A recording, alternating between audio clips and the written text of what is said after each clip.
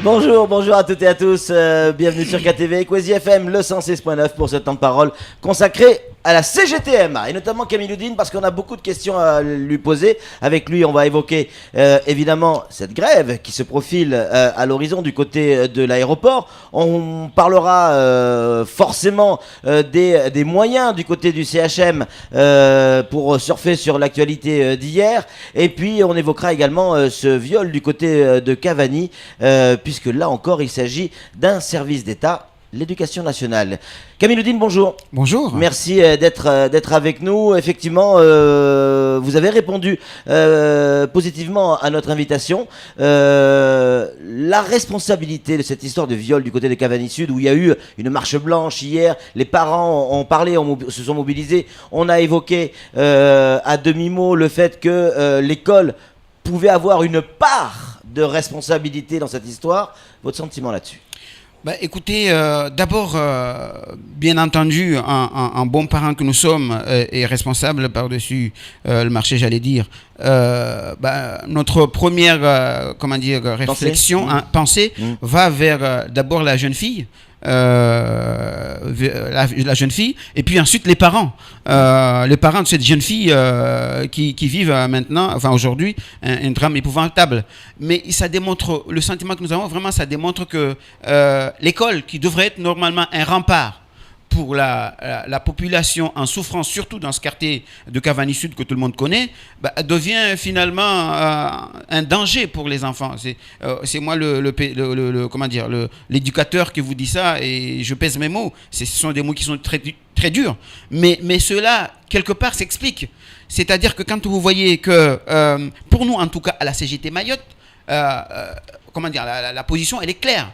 C'est-à-dire que Mayotte, dans sa position actuelle, doit marcher sur 3 jambes essentielles, à savoir l'éducation, la santé et la sécurité. Ce sont 3 jambes qui doivent être essentielles pour un département jeune dans les deux sens, jeune parce que c'est un département et on est département depuis 2011, mais jeune par sa population. On voit que sur ces 3 points, ça pêche. Est-ce que, oui ou non, Camille Loudine, selon vous, en tant que CGTMA, la responsabilité du vice-rectorat, et notamment de cet établissement scolaire, est engagée dans l'histoire du viol de cette gamine? Complètement. La responsabilité du vice-rectorat est engagée, et la responsabilité du restaurant est d'autant plus engagée qu'ils vont chercher là à suspendre le collègue pour mieux le protéger, entre guillemets. Mais sa responsabilité est engagée. Il faut bien prendre des sanctions. S'il a fait une faute, c'est normal qu'il soit. J'allais aller dans ce sens-là. Bien entendu que le collègue, en tant que travailleur, en tant que pédagogue, en tant que fonctionnaire, a fait une erreur, une faute grave. Bien entendu. Mais cette faute grave, entre guillemets, s'explique par la situation de cet établissement, de ces 3 établissements scolaires qui sont liés, Cavani Sud 1, Cavani Sud 2 et la maternelle plus haut. Donc, c'est pas parce qu'il y a une maternelle en haut ou en bas que ça l'empêche de prendre son téléphone et d'appeler les parents pour leur dire attention, venez chercher vos enfants parce qu'il n'y a pas cours. Avait-il le téléphone? Non, déjà c'est pas le problème, même pas là. On va trop loin là. Ce que je veux dire, c'est que d'abord, les problèmes de cette école, on les connaît. Celui qui est au-dessus, Cavani Sud 1, je ne sais pas si c'est 1 ou 2, il est sur pilotis, bien en bas, au rez-de-chaussée. Il y a des élèves qui viennent, enfin on ne sait pas si c'est des élèves, mais en tout cas, il y a des excréments d'humains dans cette école. On ne peut pas accepter. Il y a eu des vols dans cette école. Les enseignants ont été agressés. On dit que c'est on ne sait pas en fait qu'est-ce qui s'est passé réellement, mais en tout cas on démontre là aussi à quel point les conditions de travail sont difficiles dans cette école, et que bien entendu on savait qu'un jour ou l'autre malheureusement ça allait arriver, d'autant plus on le sait même aujourd'hui que ce n'est pas parce que... Ça peut se reproduire. Voilà, c'est ce que j'allais dire. Ça peut se reproduire.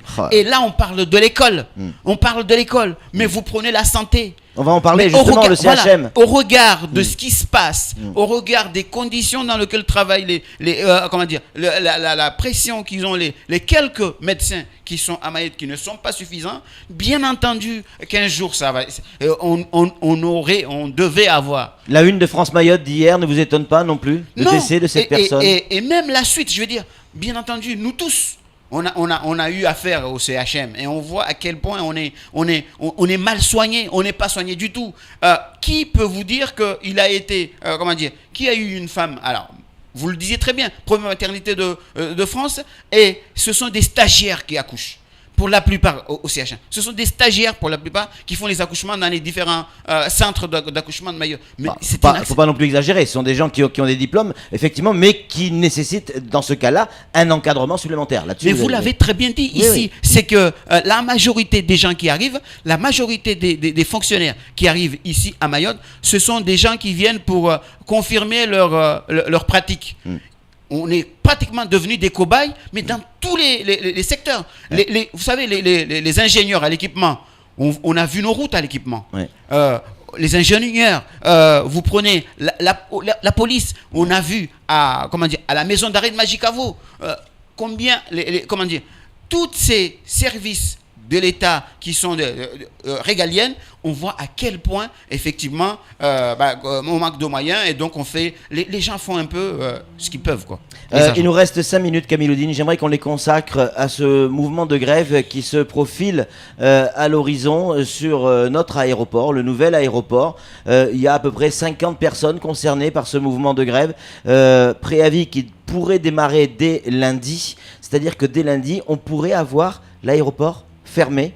Tout à fait. Dès lundi, on pourrait avoir l'aéroport bloqué pour une raison toute simple, l'application de la convention collective des aéroports, des personnels au sort des aéroports. Donc, et d'autant plus qu'il y a eu des réunions en négociation annuelle obligatoires avec la direction... Les fameuses NAO. Voilà, avec la direction de Lavalin, qu'il n'a jamais rien donné. 8 réunions durant.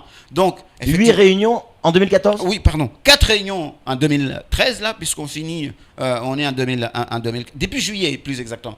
Depuis juillet 2014, ouais. Il y a eu 4 réunions qui n'ont rien donné sur les NAO.